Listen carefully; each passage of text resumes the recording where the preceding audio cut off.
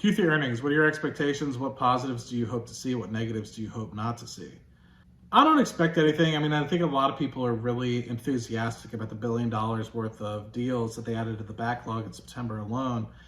And to me, you have some things that are showing up as a year contract. You have things that are showing up as 5-year contract. I just think it continues to build the momentum and continues to move. What I hope to see is somewhere in the lines of 20 to 40%, growth year over year. I'm not going to be disappointed if it's, 20%. I'm not going to be disappointed if it's 30% or something like. I think what people fail to recognize is any growth year over year from 2021 to 2022 is massive.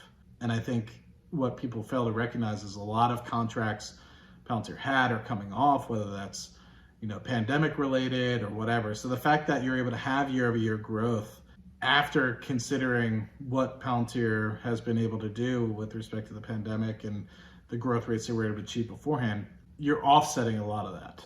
So the fact that I think a lot of folks got upset in Q2 when it was only 25%, I think they need to be more realistic. 25% year over year growth in the environment that we're in today is pretty impressive. And I think that if you're even able to consistently do that, it's even more impressive. So the negatives that I hope not to see is losing customers. A TRR, total retention rate, of less than 100%. Those are things I hope not to see, but I don't think I've seen any inklings that that's ever going to happen in the short term. I don't try to get too excited when they're up. I don't try to get too depressed when they're down.